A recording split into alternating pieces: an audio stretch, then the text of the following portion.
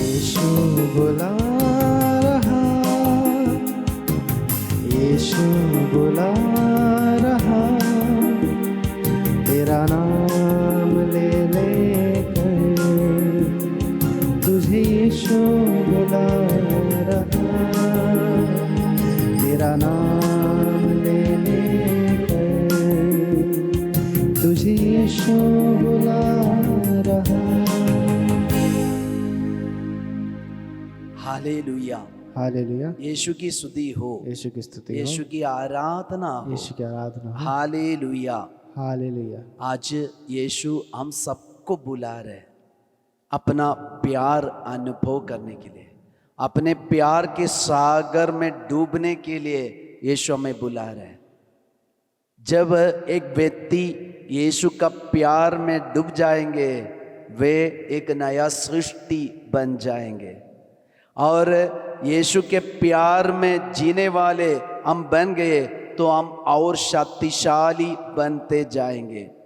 Hallelujah, hallelujah, यीशु की स्तुति हो। यीशु की स्तुति हो। आजकल हम देखते हैं बहुत सारे बच्चे लोग शक्तिमान बनना चाहते हैं और शक्तिमान बनकर वे बड़ा बड़ा कार्य करना चाहते हैं।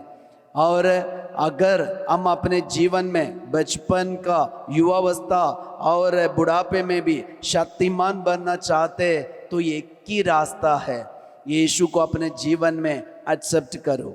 हालेलुया। हम देखते हैं प्रेरित चरित्र में साउल, ये साउल ऐसे एक टाइम में यीशु के और ईसाइयों के विरुद्ध था। वे यीशु को पंडित था और इतना अधिकार भी उनके पास था, सामर्थ्य था, लेकिन वे यीशु के विरुद्ध और ईसाई के विरुद्ध था। और यही साउल जब यीशु को देखा और यीशु का अनुभव किया, यीशु के प्यार में डुबकी लिया, उसके बाद देखना साउल का लाइफ क्या है। साउल के बारे में बाइबल में प्रेरित चरित्र में हम पढ़ सकते हैं कि वह शक्तिशाली बनते गया, सामर्थ्य पाते गया।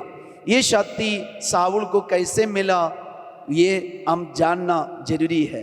हालेलुया, हालेलुया, यीशु की स्तुति हो, यीशु की स्तुति हो, यीशु की आराधना यीशु हो। की आराधना हो। Hallelujah, hallelujah, hallelujah. हालेलुया। और आज की आराधना में फादर आप सबको याद करते, आपके लिए प्रार्थना करते।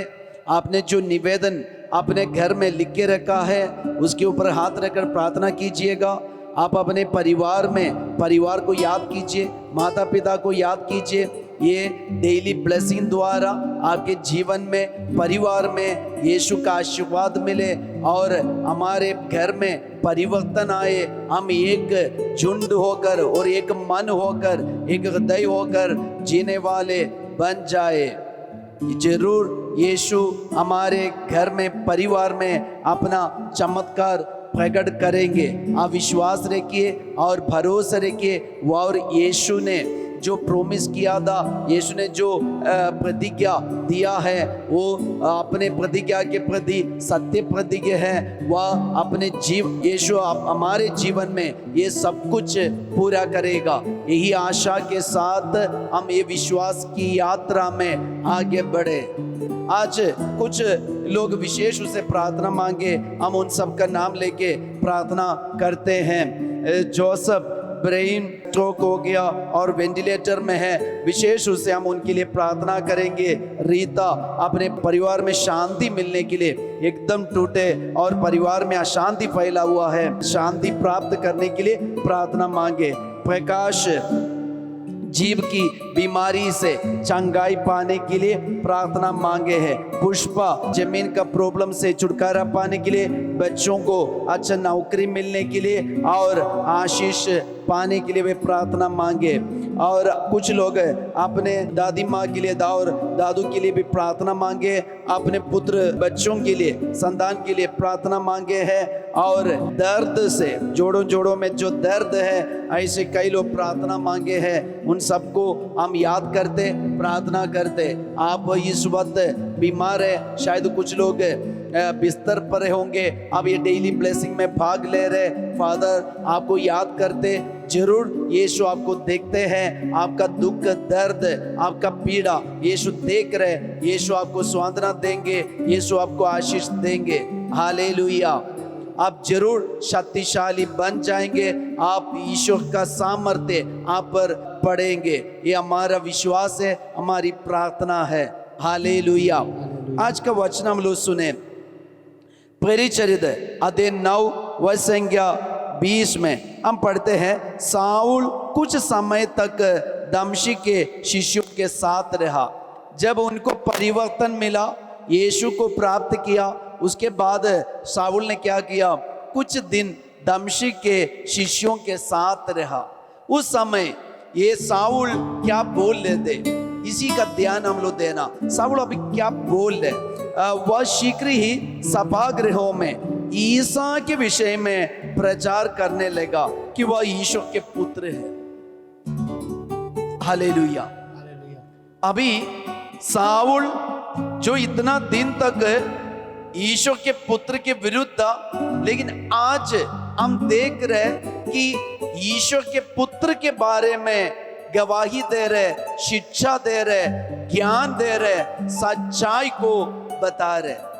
ये सच्चाई को जब साउल ने ग्रहण किया और लोगों को शिक्षा देने लगा, तो लोगों के मन में क्या संदेह आया और साउल के जीवन में क्या आशीष मिला, ये दोनों हम देखने जा रहे। आगे वचन में लिखा है, सब सुनने वालों पाचंबे में पढ़कर कहते थे, क्या ये वही नहीं है जो यरूशलेम में इस नाम के दुहाई देने वालों को मिटाने का प्रयास करता था?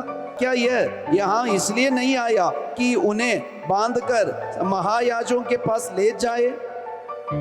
तो कुछ लोगों को मन में अभी साउल का गवाही सुनकर, शिक्षा सुनकर संदेह आने लगा। तो लोगों के मन में संदेह आ रहे, लेकिन वचन सुनाने वाले ये बात को, ये सच्चाई को ग्रहण किए। साउल के जीवन में क्या परिवर्तन हुआ और क्या आशीष मिला है। आगे वचन में लिखा है, किंतु साउल का सामर्थ्य बढ़ता जा रहा था। साउल का सामर्थ्य बढ़ता जा रहा था। तो लोग, हम जब वचन की घोषणा करते हैं, लोग हमें सोचकर और हमारे बारे में सोचकर बहुत कुछ कमेंट मारेगा। शायद हमारे लैंग्वेज को लेकर, ये क्या बोल रहे, इनका हिंदी प्योर नहीं है और इतना शुद्ध हिंदी नहीं बोलते, और ये क्यों ऐसा बोलता है, ये सब सोच के कुछ लोग हमें ताना मारेगा।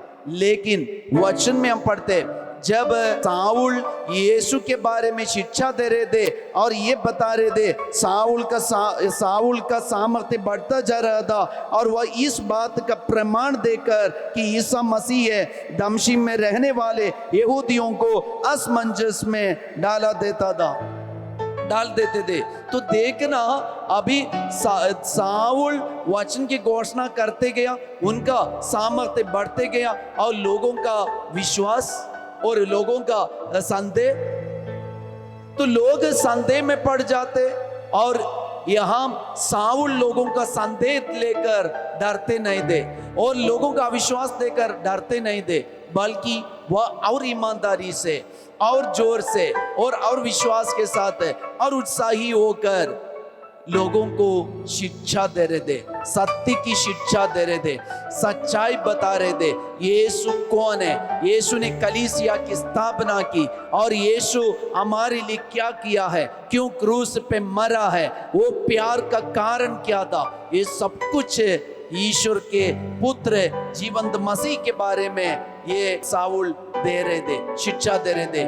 प्रिय भाई और बहनों, जब हम ये बात को स्वीकार करेंगे, यीशु के बारे में शिक्षा देंगे, हमारी शक्ति, हमारा सामर्थ्य बढ़ते जाएंगे। अगर हम अपने को ये समझ के रखा है मैं कमजोर हूं, मैं कुछ काम का नहीं हूं, अब शुरू करो यीशु के बारे में वचन सीखना, वचन का ज्ञान प्राप्त करना, सच्चाई को ग्रहण करना और सत्य के बारे में बोलना।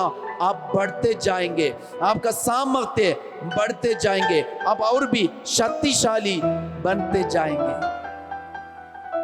लोगों का कहना, लोगों का मुंह बंद हो जाएंगे। जब हमारे जीवन में हम सच्चाई को ग्रहण करेंगे, सत्य के बारे में बताएंगे, हमारा सामर्थ्य बढ़ते जाएंगे। आइए हम आज एक निर्णय लें, वचन पढ़ने वाले बन जाए, वचन सुनाने वाले बन जाए, सत्य को ये सबके बारे में, सत्य के बारे में सबके सामने बोलने वाले बन जाए। हम प्रभु का आशीर्वाद ग्रहण करें।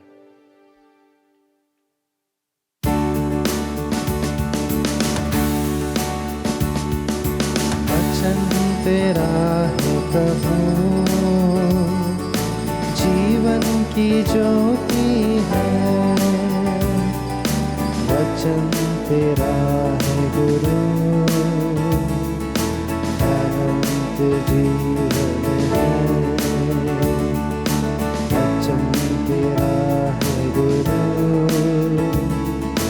अनंत जीवन है। जब हम यीशु के बारे में शिक्षा देंगे, लोग हमारे बारे में कोई भी कमेंट मारे और संदेह करे, कुछ भी करे, लेकिन कभी हम सच्चाई का शिक्षा देने में पीछे नहीं हटना, बंद नहीं करना। यीशु के बारे में शिक्षा देने वालों को यीशु देने वाला गिफ्ट है, वह हमारे सामर्थ्य को बढ़ा देंगे, हमें शक्तिशाली बना देंगे। सबको जय यीशु। Have a nice day.